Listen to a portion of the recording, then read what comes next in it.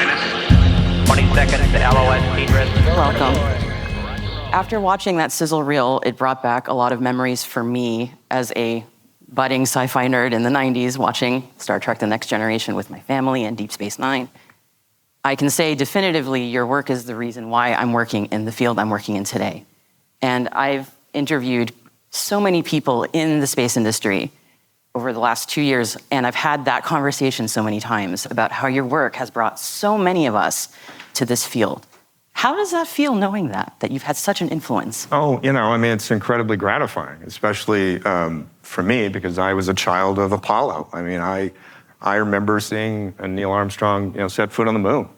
And I came to science fiction and later Star Trek in my whole career because of those childhood experiences. Those things matter. The space program mattered to us, and it was a source of great inspiration for me personally. I watched the original Apollo missions as a very young child, and I would just be glued to the television, and that made me want to see anything else that had a spaceship on it. Yeah. So that took me first to Lost in Space, which did have a spaceship, even though it sat on that planet most of the time. But and from there, then I found Star Trek, and Star Trek literally changed my life. It gave me an ethos, it gave me a political philosophy, it gave me a sense of what I wanted the future to be. Yeah. And then so now to have worked at Star Trek and the other shows, and to hear that the work that I now do matters to people and inspires, it's great. There's a conversation of past and present, and and a feedback loop of people inside and outside the space program and different space ventures, and those of us who dream and those of us who put on these things, in space to entertain and hopefully to inspire people. Yeah, it's got to be quite amazing. That feedback loop you mentioned about how many people in this room, many people in the space industry around the world watch your work, think about those ideas, take them with them to their workplace, and then you get inspired in turn to create your next work and your next work, which I feel like is also a good transition into For All Mankind, which I know a lot of us are huge fans of here. For those who may not know, the few folks that don't know about the show, can you give us sort of the premise of For All Mankind? The premise of For All Mankind is sort of an alternate history of the space program. And in the pilot episode, it posits the idea of what would have happened if the Soviets had beaten the United States to the moon at the last second. It's a historic moment, and reflect on what it means for our country. Like, we fade into the pilot, and a lot of people are watching a moon landing, and the Cronkite of our show is narrating, and for a minute you think he's narrating Apollo 11, and it's actually the Russians, and they beat us there. Yeah. And the show says, if that had happened, how would things have been different? And internally, what we talked about was I wanted to do a show that was about the alternate space program. The space program I thought I was getting as a child. I thought this is what it was going to be. That's when I was growing up, and I literally wrote letters to NASA, and they would send me back full-color photographs, and they would send me early brochures on the space shuttle and all these amazing things, and I thought that was the program we were going to get, and it didn't happen. So as I was approaching For All Mankind, the question was, well, what could have made the program go forward? Once we had Apollo, once we had achieved the great goal, how could it have kept going? And I had lunch with a friend of mine who is a former astronaut, Garrett Reisman, who he flew to the space station a couple of times, and he was a huge fan of Battlestar Galactica, and we've become friends down through the years. And he and I had lunch, and I just want to pick his brain, and I said, what, I have this concept. What could have made the United States keep going? How could it have continued after Apollo?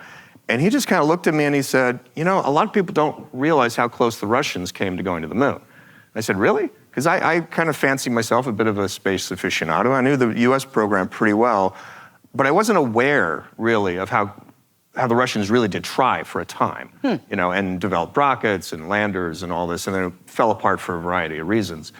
And it occurred to me that if that had happened, if the United States had lost not just first man in space, first woman in space, first two-man spacecraft, all those things, and had lost the race to the moon, I thought it would have freaked people out. And they would have doubled down on the space program in such a big way that it would have been an almost like, irrevocable decision to go, and that it would have kept the Soviet Union afloat. It would have changed the whole geopolitical dynamic, and is the premise of the show. Is it from actually losing, we actually won.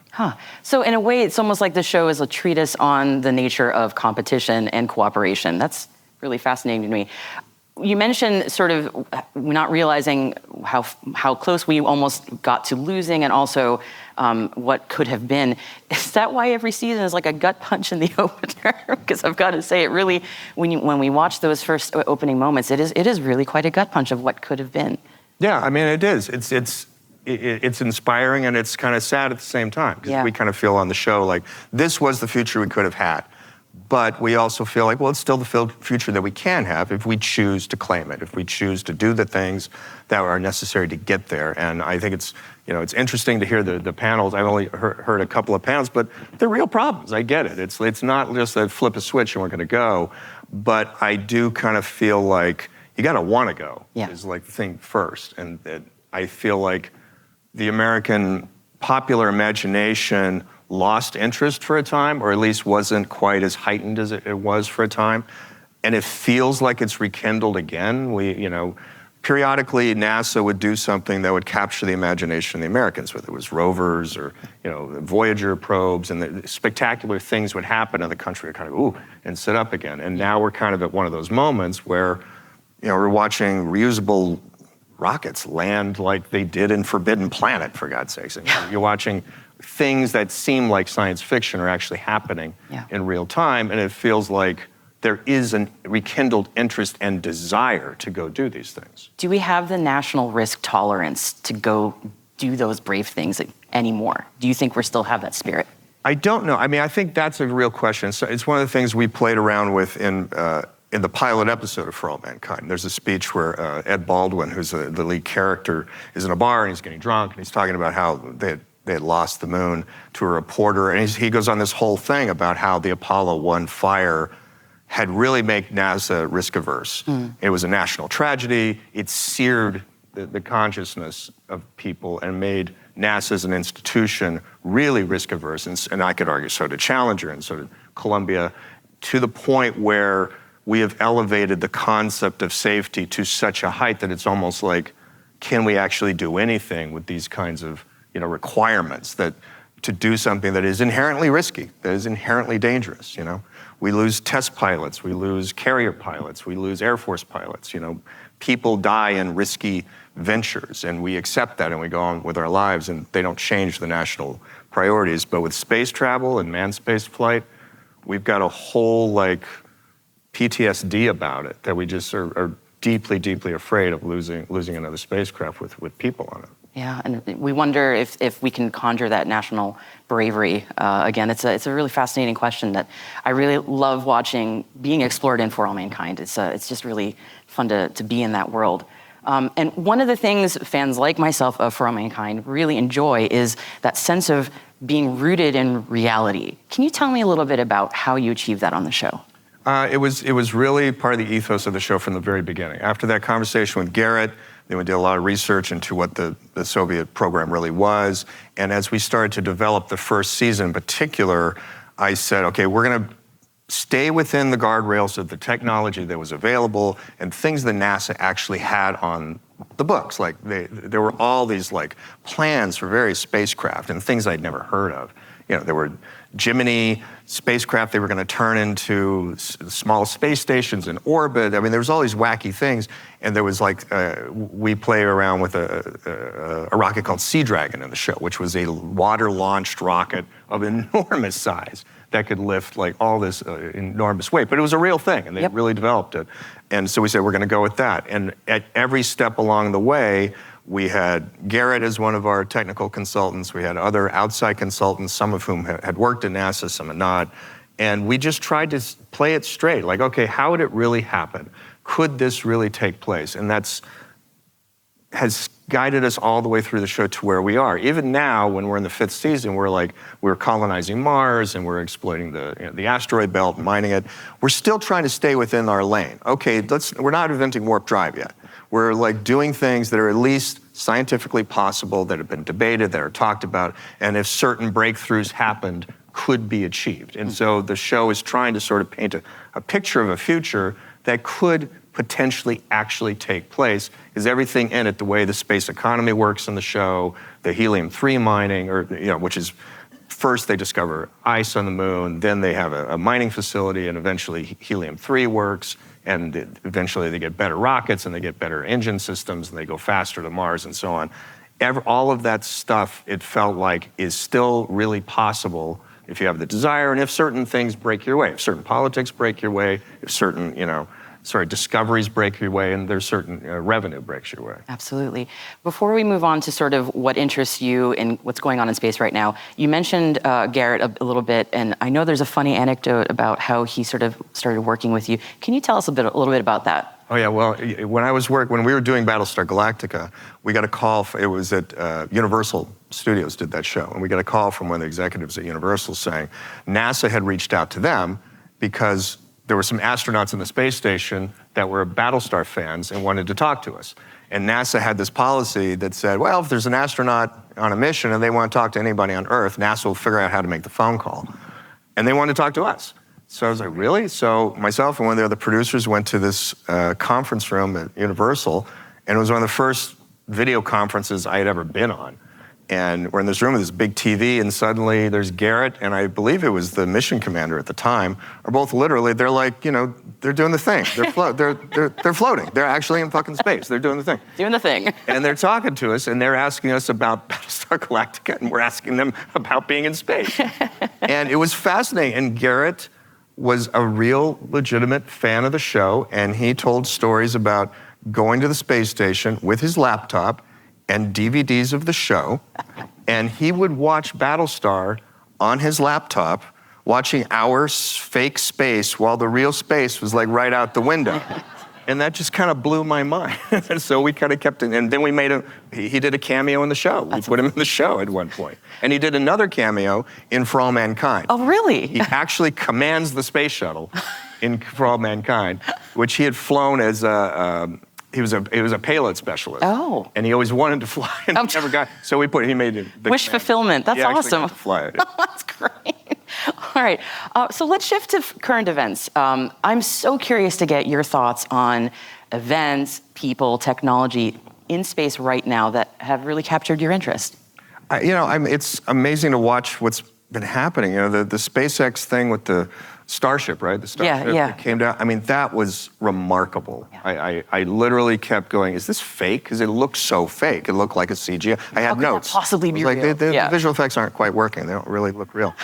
But that's such an amazing achievement in so many ways. And the coming of the reusable spacecraft, which, was supposed to be the space shuttle. Yep. When I first sent away for those brochures at NASA, and they sent me back this kind of thick, heavy stock thing on the space shuttle. It was all concept art. And I remember there was like a whole diagram of the cycle. And it was going to be like a 2-week turnaround or something. Yes. It was going to like launch, go to Edwards, come back in 2 weeks, and they're going to launch it again. Yeah. But it never achieved that. So it seems like what's happening now, not just with SpaceX, but obviously Blue Horizon and the rest of them, and is moving much closer to that goal, which was always like, well, clearly we can't keep throwing away 98% of these rockets and hope to make it like sustainable. Right. Yeah, some mention of helium-3 in the previous panel. Is that something that you find interesting as well? I know it's come up in the show as well. Yeah, I mean, it was one of the things when we were talking about, developing the show, there were a lot of conversations in the writer's room about, okay, how does this economically work? How would this function? Yes, find ice, find a source to making rocket fuel, sort of on the lunar surface was a big step. And then what? Yeah. And then it was, well, what are the things that are valuable there? What are the rare earth minerals that are there? What are the things that you could profit from? And at some point, probably somebody much smarter than me said, well, if fusion actually worked, helium-3 would be a big source of it. We think there's a big source of that on the moon. That could be the thing, and it would change the entire Earth economy if that happened. So For All Mankind, the trick is somebody has to crack, the secret to fusion. Not a big deal. I don't know why we're not doing it. Somebody, one of you people, Easy. just go do that. But in the world where that does get cracked, it felt like, well, then helium-3, then it's like it's all there, and that's the new gold rush, and they're going to pump in a lot of money because money spent there is going to change life on Earth. And the show also said, though, there would be consequences to that. Yes. There would be negative consequences. You know, people are going to be out of jobs. The oil industry would be wrecked, and fossil fuels, and there would be a backlash. And, you know, there would still be a give and take in terms of politics and how all this worked out for all of us. So it wasn't a panacea for everything, but it would move life forward in a dramatic way. Yeah. I'm also curious your thoughts on the current state of human spaceflight and where that's going. I'm thinking specifically of Polaris Dawn because we've got Jared Isaacman coming. But when you look at what's going on with human spaceflight and where that seems to be heading, what are your thoughts on that? I'm encouraged and also kind of annoyed. I mean, it still feels like it lurches forward. Yeah. You know, the return to the moon now, evidently, that's in question. You know, I hadn't heard that, but yeah. I've been waiting for that for a while because it does seem like it's the next logical step. Let's develop the moon, let's get back to the moon, let's do stuff with the moon, to then move on to Mars and to the asteroid belt. I'm still like, I'm still that kid, right? Yeah. It's the adventure of it, it's the romance of it, it's the Buck Rogers of it, you know? I mean, Buck Rogers is what generates the bucks. It's the opposite kind of what The Right Stuff said. You know, the Buck Rogers inspires people to want to go do these things, so now let's get some bucks and go do it. And that's still kind of where I come from. I love the notion of space travel, of living in space, of expanding the footprint of humanity beyond Earth, of reaching out into the cosmos. All those things you've heard 1,000 times from Carl Sagan to everyone else that talks about why we want to do this. It is a big universe out there. There's a very big space. Rick Berman, who was the executive producer on both the Star Trek shows, used to sit as writer's stand. Whenever he had a problem with what we were doing, he would kind of say, you know what? Space is big. And it'd be like, you don't realize how big space is. I think Douglas Adams might have said something about that too. Space is big, he kept saying. And space is really big. And it just feels like there's so much out there that we don't know and can't understand yet. I don't know why we don't want to go. Yeah. Man, why more people don't want to go. Why we have to sort of keep making Buck Rogers to draw people to go do it, because it just seems like a natural thing. Yeah, given you are a master of your craft in making these incredible stories, many times throughout these panels, and again in conversations I've had, it comes up over and over that aside from the very obvious splashy things like Starship doing incredible stuff, it is very hard to get people outside of the space bubble excited about what's going on in space. So what can we do? How do we make better narratives? I think, you got to boldly go. It's like, when the space shuttle first came, it was incredibly exciting. People were really excited and engaged with that. Yeah. Same thing with the early space stations. But LEO, I see I'm learning the jargon, the low Earth orbit stuff is not that exciting to people after a while, because it is just going around in a big circle around their planet, right? It's not that inspiring. I think when you start going out someplace, going somewhere, living somewhere else, taking a big risky journey, setting foot someplace for the first time, these are the things that get people's attention. It's the things that fire their imagination. It's why, JPL has done amazing, amazing, amazing work over the years, and they're always sort of starved for money and doing this incredible stuff because it's just not as sexy and it just doesn't grab people's attention the way that, you want it to. And that's just life. And, we have to tell big, bold stories if we want to go do big, bold things. And I think you got to, seek out strange new worlds, and you got to boldly go. And that's kind of the promise of what space is. And when it's reduced to other things, the public's imagination kind of goes, yeah, that's kind of interesting, but it's not what they want. They want, an adventure. They're promised an adventure and they kind of want it. Oh, and it feels like sometimes we have to throw cold water on people and say, you got to slow down a little bit because, the pace of progress is slower than you might imagine, which is a very unsatisfactory thing to say to people. Nobody wants to hear that. Nobody wants to hear that. Yeah, it's a tricky problem. But yeah, boldly going, it's a good mantra for many reasons. So how do you draw inspiration from what's going on in space, not just for all mankind, but just in general?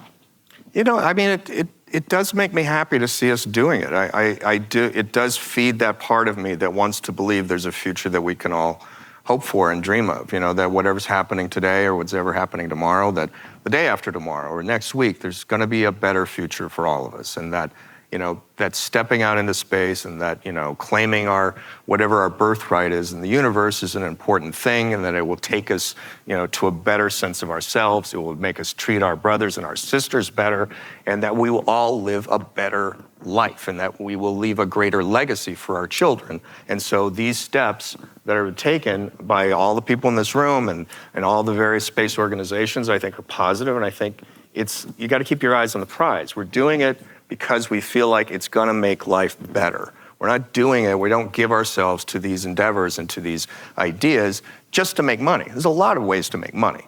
This one is something that speaks to us, it inspires us, it makes us want to participate in it, it makes us want to do the hard work to get there. And the fact that there are so many people that are willing to do the hard work to get there, despite all the obstacles, I find inspiring. Yeah, absolutely. When I think of science fiction, I'm a giant sci-fi nerd, as I'm sure you've probably figured out. Many sci-fi creators, they don't opt towards optimism. Many tend to go towards dystopia, but your work is so hopeful. Why optimism? I think it's the combination of the Apollo program and Star Trek. Star Trek, if you look around science fiction, Star Trek is kind of the only one that says, it's going to work out. It's going to be okay. We're going to get there. It might be hard, it might be difficult, it's going to have a lot of problems along the way, but Trek says to all of us, there is a better future. We're going to solve poverty, we're going to wipe out disease, we're going to come together as one race and one society, and we're going to step out into the universe in a positive, embracing way. And I take great solace from that. And I try to infuse my work with that same sense of optimism, because it touched me, it touched the people around me. And yeah, I love Alien. I love Blade Runner. I mean, they're great, they're fantastic. I don't really want to live in those worlds. Same. I want to live in the Star Trek world. Yes. That's the place. And I think if you kind of scratch the surface of most people, at least in the United States, I can't speak to the world community, but Star Trek's kind of appeal has always been, if you think about what you want the future to be, this is kind of what you want it to be. You want heroes like this that make ethical choices that are coming from a positive place, that are representing a world that has figured out its shit. Yeah. And it's got things done in a good way, and that it's all good. And you kind of hope that that's our future. Yeah, and speaking of, often there's a shorthand that I've come across many times when I've had discussions with folks like many of the folks in this room, that people got into this industry because they want to build the Star Trek future. It's an understood term. So, not that you can solve all the world's problems, but how do we get to the Star Trek future? I think it's very different. It's hard. It's hard to get from here to there, and you have to deal with the world that you got. And the world we got has a lot of problems, a lot of difficult things to work through.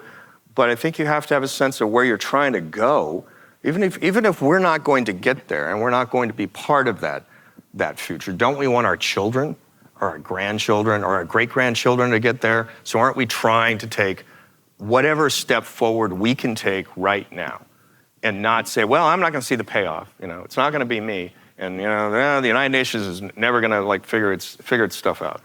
It may not in our lifetimes, but shouldn't we try to move forward at least a foot, and another foot, and just keep trying, because that's where are we trying to go as a people? What are we trying to achieve as a people? What do we want from ourselves? I'm going to just let that one marinate for a second. And I know we want to get questions from the audience, and I've taken so much of your time. Before I finish, I just want to make sure I ask, what are you working on next? I've started a new deal at Sony Television, and I've just been asked to take over a project that's based on a video game called God of War. Mm-hmm. Maybe somebody, yeah? Yep, okay. played it. God of War is in development. It's been in development for a while. They're starting over. They asked me to take it over. It's for Amazon, and there's at least a 2-season commitment. So I'm just starting in the beginning, putting the writer's room together and starting to work on scripts. As a Greek, I'm very excited. That's awesome. Thank you so much. And I know we wanted to get some questions from the audience. So is there a mic going around? Yeah. There are mics going around somewhere. Mics are floating around. Yeah.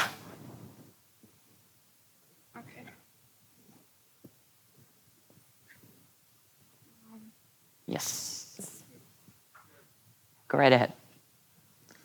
Hello, it's good to have you here. I am fascinated by the accuracy in broad strokes of the internal politics, particularly of NASA, aerospace industry.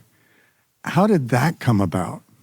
A lot of that had to do with the fact that myself and several other members of the key writing staff were already space aficionados. So we had read lots of books about NASA and studied it and sort of, we're amateur historians about it. But it was also that, we then consulted a lot of outside people and a lot of research. And we just kept, we always had the scripts vetted. We always had the stories vetted by people who knew the way these things really worked. We did a whole episode that was about, there was an accident in season 1 where Saturn V blew up on the pad, and then that got us into congressional, how they spread out the contracting to all the different congressional districts, and it was kind of a granular idea of how, of some of the, the way the sausage was made at NASA, which was kind of interesting stuff. And we just were always dedicated towards trying to make it as real as we could. It's still an entertainment show, but we wanted to have a sense of authenticity to it.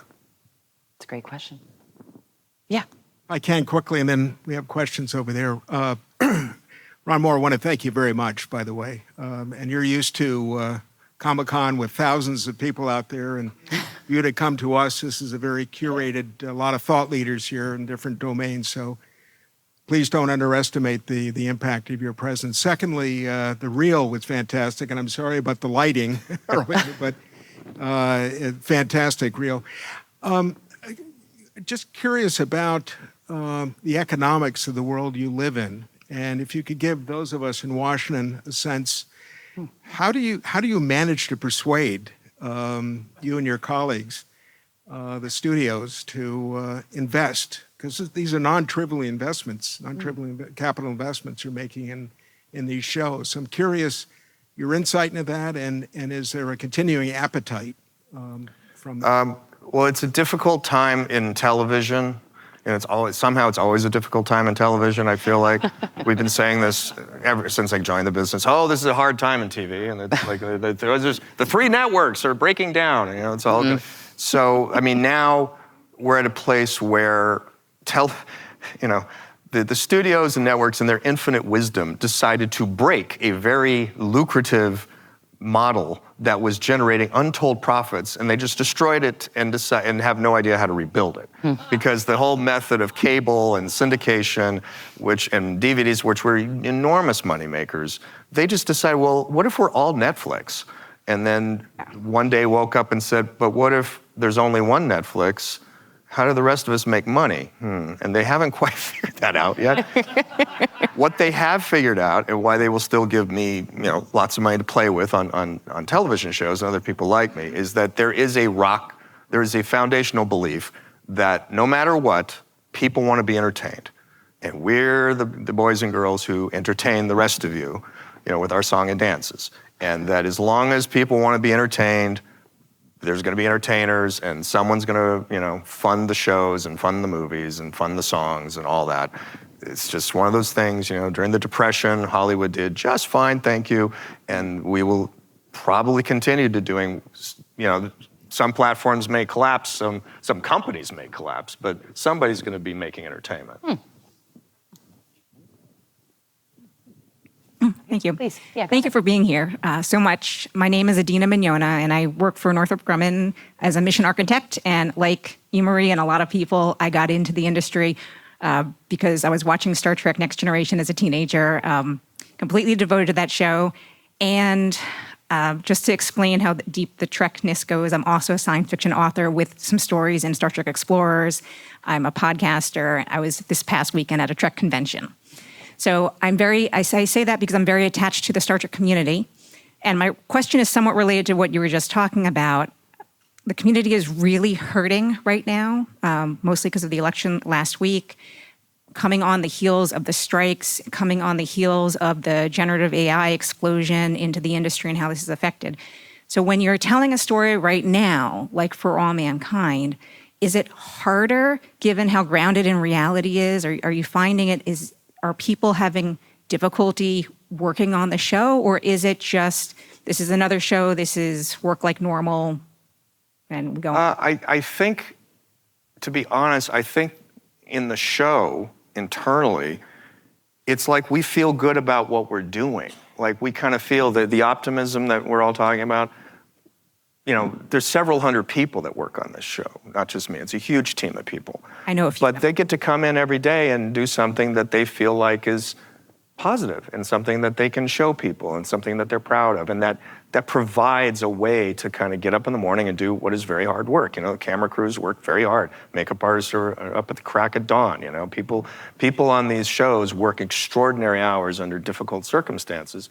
But if they're doing something they believe in, if they believe in the essence of what it is, it makes it easier. And Battlestar Galactica is the same way.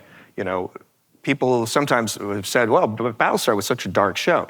I never thought Battlestar was a dark show. I thought it was about a dark time, but I thought it was about people that were trying every day to make life a little bit better and were struggling towards the light. And those of us who worked on the show believed in that very much. And that gave us a reason to keep doing it, and it made it, no matter how the world at that point was not a lot of fun either. You know, the post 9/11 world in which we were creating that show was very dark and very scary and very depressing. It was like, oh my God, is anthrax in the mail, or are they going to blow up this next? Yeah. You know, what's going on, and torture and all this stuff. And we were just trying to do something we believed in, and something that we felt was positive, and something that we felt was meaningful, and that allowed everyone to really hang in there and do it. Yes. Hi, big fan of your work, thank you.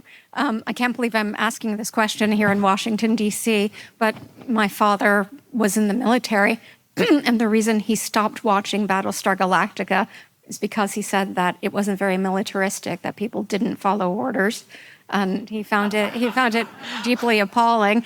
So can you speak to that so I can tell him? Well, you could tell him... You tell him that my late father, who was a military veteran, is a Marine officer in Vietnam, sometimes said the same thing to me. He's like, you know, some of those people would not last very long on a real ship, but it's still a pretty good story. And he appreciated the fact that we really did try to take military culture seriously, that there were people like Adama that took it extraordinarily seriously, and that that military, like any military, was composed of a variety of people who were in it for a variety of reasons, and they reacted in their own ways. And there was always a show about characters and people, and that there wasn't really a cookie cutter approach to anybody, just like there's not a cookie cutter really of anyone who wears a uniform. But yes, you can tell my dad lectured me a couple of times about some of those same issues. That's a great question.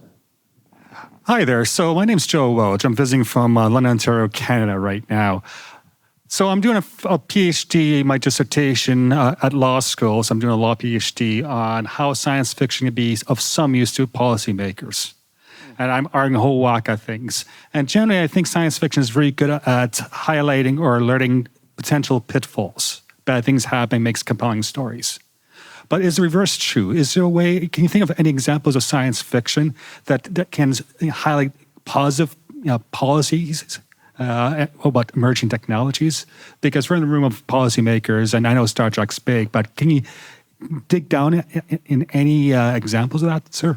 That's an interesting question. I have to really think about that, unfortunately. I mean, there's definitely notions in science fiction that predate all of the space program and all of computing and all of the internet that great writers like Harlan Ellison and Isaac Asimov were playing around with those ideas and showing how they could change society in a very positive sense. And there's probably connectivity between some of those early books or magazines and short stories and how they affected later engineers and computer sciences. I'm sure that that's the case, even if I don't have those exact examples for you. Yeah, we have a question here. Go ahead. I'm going to follow up on that question. Last year, we had one of the showrunners for The Expanse. And one of the questions that I asked at that one was, in policy circles, especially on the Hill, I have actually been quoted The Expanse as something that should be used for developing policy. That showrunner, I'm blanking on his name at the moment. Is that Narain Shankar? Yes, thank you. He's a good friend of mine. Yes. And he worked with me on For All Mankind in season 1. And that was the point he got to was, if you were actually basing the expanse on reality, you would not have belters because you would be using robots to do all the mining, to which point the authors would respond with, and that would make a really blank, boring TV show. In the cases where, for example, as the last question was about, when you're writing something and doing your shows, how often do you actually get policymakers coming to you asking about what you're doing and the shows from a policy standpoint? And how do we indicate to policymakers when science fiction is useful for looking at what a potential future might be, and when, in the case of The Expanse, it's really 17th century allegorical story about colonialism and not actually predictive about the future? Because this does affect us in policy circles. Wow. That's really interesting. I don't get a lot of questions from people who make or create policy about what you're asking. So that there's been only a few conversations I've had with people over the years. We did an event at the United Nations once for Battlestar Galactica, which was fascinating, and there were a lot of interesting people that talked about not the science fiction aspects of it, but how the show was talking about terrorism and security and civil liberties and the threats and balance and fundamentalism. And so I've had more of those kinds of conversations about some of the themes that my shows have talked about. I think it's interesting to think about, you can hold up science fiction, I think, to policymakers as, well, this is something audiences and people and constituents are excited about. This captures their imagination. What is it about this world that they want to do? What is it about this story? Whether it's a science fiction story or not, the people you represent and the people that you're trying to advocate on behalf of, this has captured their imagination. This speaks to them in some way. How can you get from here to there? Using this as a model. I think that's probably the closest that I could come. That's a great question. I think we have time for one, maybe two questions if they're quick. Hey, Ron. Go ahead. I got the mic here. I love the show. For All Mankind, it's just amazing. I'm curious to know how or where you think God and religion will play a role as we expand into space. If you look back historically, it's played a huge role in the history. Spirituality has played a huge role in the history of mankind. Where might we see that? I think it'll play a part. I think it's a big part. I think, in Battlestar, I made a deliberate choice to use religion and belief and faith as part of the fabric of the show, because it felt like, well, that's part of the fabric of our world, of people. People, believers, non-believers, it's in the conversation. Is there something else? Why are we here? Are the big questions, right? And it feels like as we move out into space, we're coming literally kind of face to face with that. You stare into the abyss sometimes stares back. And now we're looking at the abyss out there. Why is this all here? How does this happen? Is there anybody else? Is a huge question. Is there any other life out there? And when that moment happens, what will it say about us? How will we think about ourselves after that? Whether it's an amoeba or whether it's a Vulcan, it changes the nature of what we thought we were in some fashion. And I don't know, maybe it'll be a blip, but it'll probably be a blip that sort of is always a pivot point in our history. And then there was the moment where we found out there was somebody else, there was something else, there was something else alive. And it raises, I think, theological questions, I think existential questions. And I think however we step out into space, we will always be wrestling with that. Why are we here? Is this all there is? Is there nothing more? And I think we will always ask ourselves those questions. And I'm sure there will be churches on the moon, and I'm sure there will be, shrines, and there will be things that we will take with us, because that is part of who we are. Yeah. Well, I think that has to be our last question. Thank you, Ron Moore, for joining us today. It's been a pleasure. Thank you. It's a pleasure.